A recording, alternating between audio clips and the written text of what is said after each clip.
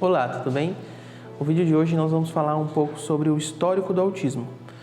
Desde o termo do autismo, quando ele surgiu, até quando se entendeu o autismo como um espectro.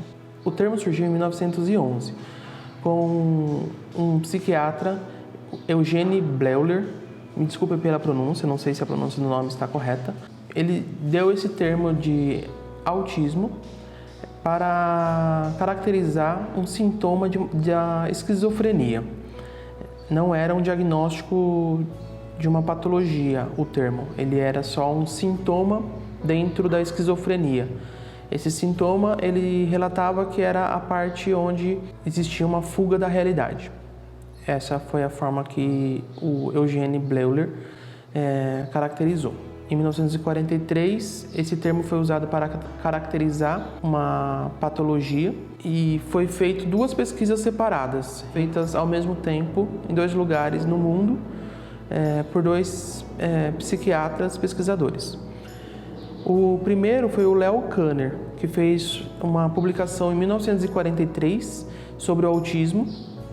Ele fez um estudo com 11 crianças e ele notou um padrão nessas crianças, onde ele escreveu assim na pesquisa dele, que era um isolamento extremo desde o início da vida e um desejo obsessivo pela preservação da mesmice, denominando essas crianças como autistas. Ele fez esse estudo com essas 11 crianças que estavam no hospital psiquiátrico que ele trabalhava e colocou essa denominação e fez pela primeira vez uma publicação a respeito dessa, que na época era denominado como uma patologia. E ele fez várias outras publicações a respeito do autismo, sempre colocando o autismo mais severo. Nas pesquisas de Kanner, sempre ele trabalhou mais com o autista severo. Em 1949, ele cunhou o termo mães geladeiras, que para ele era uma das causas do autismo. O distanciamento das mães com os filhos, a forma fria das mães tratarem os filhos. Ele considerava que essa seria uma das formas para ocorrer o autismo. Em 1950, nos anos 50, 60, esse termo ele foi muito difundido por uma outra pessoa, um psicólogo chamado Bruno Bettelheim, também não sei a pronúncia correta, e ele difundiu muito fortemente esse termo, colocando realmente como a causa do autismo. Depois, nos anos 70, foi desmentido essa causa completamente, depois que vieram ser feitas pesquisas científicas, onde que comprovaram que as causas do autismo seriam outras e não essa. Então, Kanner sempre focou as pesquisas dele ao autista mais severo, com muitas comorbidades, com muitas dificuldades, quase sempre não verbais, e todo o foco do trabalho dele sempre foi em cima desse nível de autismo. Agora eu vou falar sobre a outra parte que foi feita em 1943. Você tem aí de 43 até os anos 70, nas Américas e boa parte da Europa também, ficou conhecido esse trabalho de Kanner a respeito do autismo, e era basicamente o único trabalho conhecido. Mas existia um outro trabalho sendo feito que só foi ser descoberto muito posteriormente, que era o trabalho de Asperger, ou Asperger, dependendo como cada pessoa pronuncia de uma forma. Feito na Alemanha, ele fez uma publicação da tese de doutorado dele, e na tese de doutorado ele chamava a psicopatia autista da infância.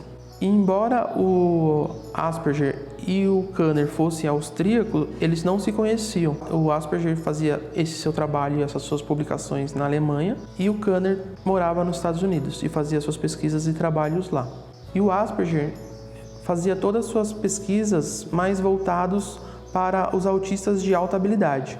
Ele mesmo denominava esses autistas como pequenos professores. Como ele estava na Alemanha, num período da Segunda Guerra, o seu trabalho ficou desconhecido por muitos anos. Era todo escrito em alemão, então ele não apareceu para o resto do mundo. E mesmo o trabalho do Asperger sendo feito com os autistas na época da eugenia nazista, onde que tinha a ideia de matar todos os deficientes, matar todas as pessoas que tivessem algum problema social. O Asperger fez um trabalho muito incrível, onde ele conseguia defender os autistas, e ele tinha uma frase que ele dizia assim a respeito dos autistas: mais tarde seriam capazes de ter conquistas através de ideias originais. Então ele trabalhava sempre com essa ideia de que os autistas poderiam sempre ter um grande feito dentro da sociedade, com ideias originais, com ideias diferentes, ideias fora da caixa. Como ele trabalhava com os autistas de alta habilidade, ele via o quanto esses autistas conseguiam produzir e ter ideias diferentes. Então nós tínhamos 2 pesquisas sendo feitas ao mesmo tempo, nos anos 40, 50, por dois austríacos em 2 partes do mundo, trabalhando com autistas, mas cada um trabalhando com níveis diferentes de autistas. Kanner trabalhando com os autistas mais severos e o Asperger trabalhando com os autistas de alta habilidade. O trabalho do Asperger foi reconhecido só muito posteriormente, nos anos 80, quando entra na história Lorna Wing, também não sei se a pronúncia é correta do nome. Ela era uma médica psiquiátrica e ela teve uma filha autista lá nos anos 50, exatamente na época onde que tinha, como eu já disse, o Bruno Bettelheim fazia a propagação da ideia das mães geladeiras. E ela não se via dessa forma, ela não se via como uma causadora do autismo da filha dela. Então ela foi fazer pesquisas a respeito do que poderia ter sido a causa do autismo da filha dela. E indo buscar outras causas para o diagnóstico da filha dela, ela foi a fundo na pesquisa de Kanner. E ela também encontrou algumas coisas que não batiam com a realidade dela. Por exemplo, que aquela patologia era muito rara. Kanner descrevia que aquela patologia era de 4 a 5 para cada 10 mil pessoas. E ela acreditava que talvez não fosse exatamente essa proporção.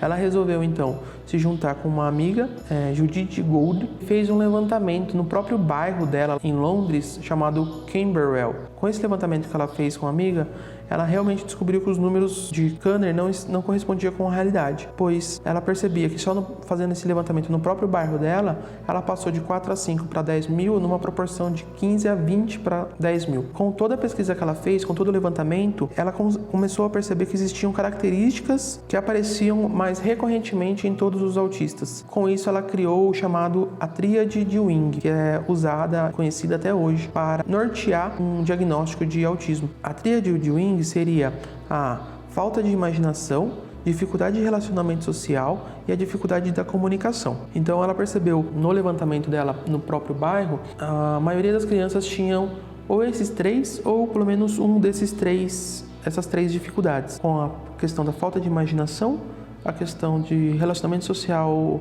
falho e a comunicação prejudicada. Com o estudo que ela fez, ela levantou parâmetros para a diagnose do autismo, com 6 pontos básicos.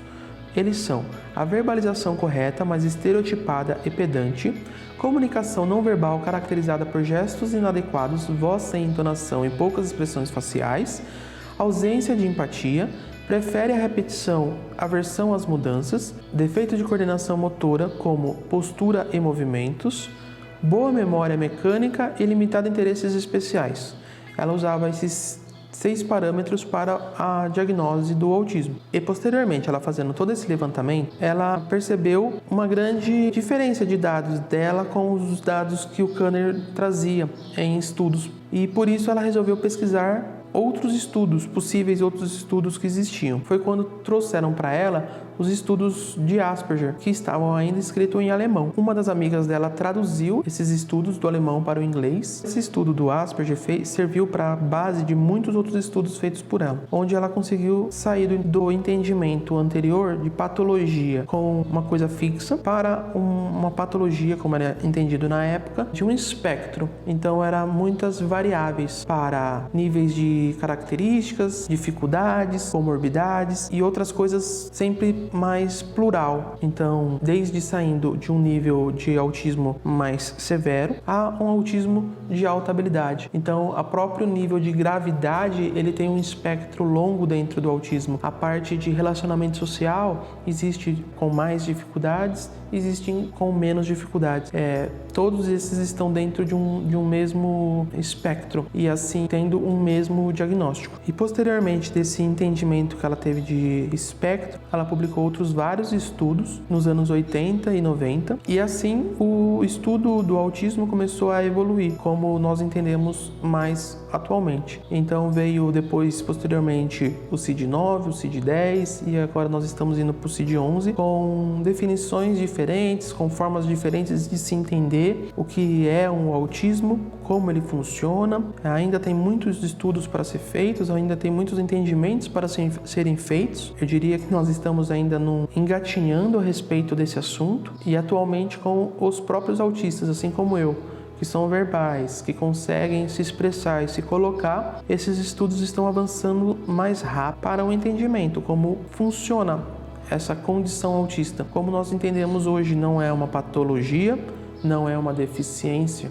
Isso tem que ficar bem claro. Falarei bastante sobre isso em vários e vários vídeos, para o entendimento que o autismo hoje já é entendido e compreendido que não é uma deficiência e não é uma doença. Ele é simplesmente uma condição neural diferente da condição neural das outras pessoas. Por isso é colocado o termo neurodiverso e para as outras pessoas é colocado o termo de neurotípico, pela questão da diferença entre os tipos neurais, a forma como o cérebro processa as informações. Em um autista, o cérebro processa as informações de forma diferente. Eu espero que com esse vídeo nós consigamos unir mais as ideias. Em grupos autistas que eu participo, eu vejo que tem muita desencontro de informações e brigas por informações diferentes. As pessoas com pensamentos diferentes acabam, ao invés de criar e crescer junto, às vezes acaba tendo discussões sem necessidade. Eu espero que com esse vídeo nós possamos ampliar a mente a respeito do assunto e aceitar mais diversidade, que é essa condição. Todas as pessoas dentro desse espectro, ele está sim encaixado dentro da condição autista. E não é porque uma pessoa está na condição mais leve que ela é menos autista do que uma pessoa que está na condição mais severa. Ela com certeza pode ter menos dificuldade em determinados assuntos, porém não se mede a quantidade e nível de autismo. Um autista ele vai ser autista independente do nível onde ele se encontra. E em todos os níveis, a parte neural,